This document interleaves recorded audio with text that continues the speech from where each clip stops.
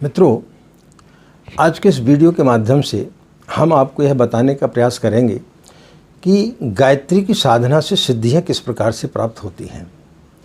गायत्री की साधना से हम किस प्रकार से सिद्धियां प्राप्त करें, उनके क्या सूत्र होते हैं, किस तरीके से हम जाप करें कि हमें गायत्री की सिद्धियां प्राप्त हों। तो बड़ा रोचक विषय है और जो गायत्री की साधना करते हैं उन्हें ज़रूर इस वीडियो को सुनना चाहिए।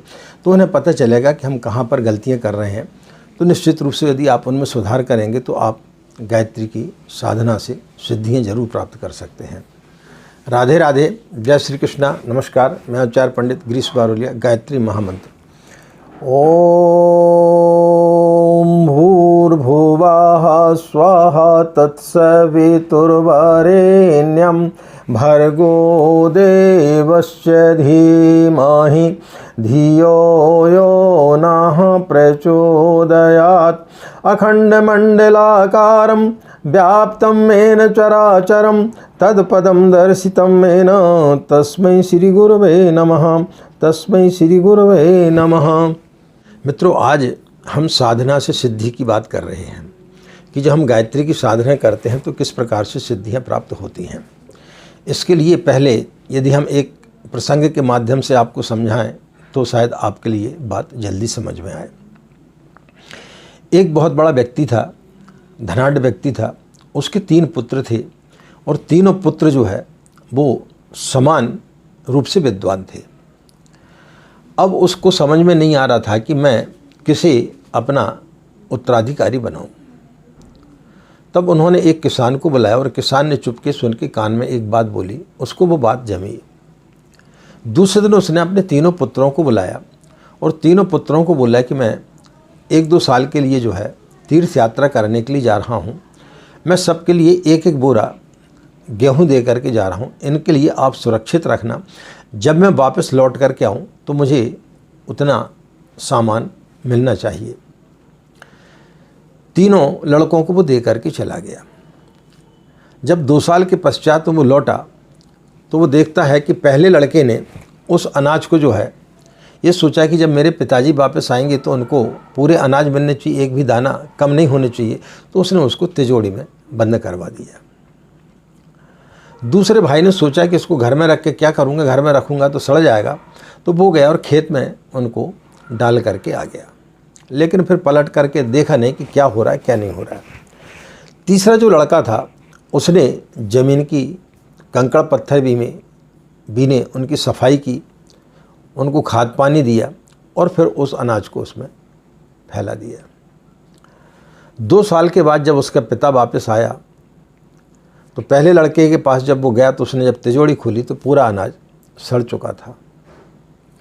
दूसरे बच्चे के पास गया, वो खेत में ले गया लेकिन उसने साफ़ सफाई तो की नहीं थी। तब फिर क्या हुआ कि वो सारे कहीं कुछ उगा कहीं कुछ नहीं हुआ, लेकिन जितना वो सामान दे के गया था वो सामान उसको नहीं मिला। जब वो तीसरे लड़के के पास पहुंचा तो वो अपने खेत में ले गया और देखा तो लहलहा रही थी फसल और उससे कई गुना ज़्यादा वो 2 साल में गेहूं की जो अनाज है वो पैदा कर चुका था। तो वह व्यक्ति बड़ा प्रसन्न हुआ और उसने अपने तीसरे बच्चे को अपना उत्तराधिकारी बनाया। तो मित्रों, इसी प्रकार से साधना होती है। जब हम किसी शक्ति के पास में बैठते हैं तो हमें सिद्धियां कब प्राप्त होती हैं? जब हम अपनी पात्रता को विकसित करते हैं, हम उस योग्य बनते हैं, तभी हमें वो चीज़ें प्राप्त होती हैं। उसके पहले हमें वो चीज़ें प्राप्त नहीं होती। तो सबसे पहले हमारे लिए अपनी साधना काल में अपनी पात्रता को विकसित करना चाहिए। मित्रों, जब हम साधना करते हैं तो साधना व्यक्ति अपने लिए करता है। जो उर्वरक ज़मीन होती है, जो उपजाऊ ज़मीन होती है, उसमें ज़्यादा मेहनत नहीं करना पड़ती। जो व्यक्ति पहले से साधना कर रहा है उसके लिए आगे बढ़ने में, उसको साधक स्तर के बनने में कठिनाई नहीं होती है। लेकिन जो उबड़ खाबड़ ज़मीन होती है, जो जिस ज़मीन पर अनाज पैदा नहीं किया जा सकता है, तो उस ज़मीन को पहले साफ़ करना पड़ता है। कंकड़ पत्थर उसके बीनना पड़ते हैं, उसकी निदाई गुड़ाई करना पड़ती है, उसकी सारी ज़मीन को लेवल करना पड़ती है। उसके पश्चात ही फिर आप उसमें फसल का जो है आप आनंद ले सकते हैं। इसी प्रकार से हमारी साधना है। हम अपने आप को जितना तपाएंगे उतने ही ज़्यादा हम कुंदन की माफक तप करके बाहर निकलेंगे और हम माँ गायत्री का सानिध्य प्राप्त कर सकेंगे। जमीन में लोहा होता है, उसको निकाला जाता है, लेकिन उसमें मट्टी मिली रहती है, तो वो किसी काम का नहीं रहता। लेकिन उसको जब भट्टी में तपाया जाता है, बहुत देर तक गलाया जाता है, तब फिर वो लोहा निकल करके बड़े बड़े काम आता है। तब फिर लोहे से बड़े बड़े मकान, बड़ी बड़ी रेल की पटरियाँ, बहुत सारी चीज़ें, बड़ी बड़ी मशीनें उससे बनाई जा सकती हैं। लेकिन आप यदि चाहें कि उसी मिट्टी में मिले हुए लोहे से हम उन चीज़ों को बना सकें तो वो संभव नहीं होता है। यदि आपके पास में सोने का डल्ला है, सोने का बिस्कुट है, और आप चाहें कि इससे हम गहना बना लें, तो जब तक उस सोने को तपाया नहीं जाएगा तब तक आप उससे गहना नहीं बना सकते, और तपाने के बाद ही पता चलेगा कि ये सही सोना है कि नहीं है। तो इसी प्रकार से हम अपने जीवन में अपनी साधना को जब तक अपने आप को तपाएंगे नहीं, तब तक कैसे पता चलेगा कि आप में पात्रता विकसित हो रही है कि नहीं हो रही है। एक छोटा सा बच्चा बाहर खेल करके आता है और मिट्टी से सना हुआ रहता है। उसकी इच्छा होती है कि मैं माँ की गोदी में जा कर के बैठ जाऊँ, लेकिन माँ की गोदी में बैठने के लिए माँ उसे पहले साफ़ करती है, अच्छे कपड़े पहनाती है, उसके पश्चात ही उसको गोदी में बिठाल करके अपना स्तनपान कराती है। आप अच्छे कपड़े पहनना चाहते हैं, या जब कोई कपड़े में रंगना चाहता है, कोई दूसरा रंग उसमें मिलाना चाहता है, तो जब तक कपड़ा साफ़ नहीं होगा तब तक उसमें रंग नहीं हो सकता। उसके लिए कपड़े को साफ़ करना ज़रूरी है। आप भी जब कोई कपड़ा पहनते हैं तो उसको पहले साफ़ करते हैं, फिर उसमें प्रेस करते हैं, उसके पश्चात ही वो कपड़ा पहनने के लायक होता है।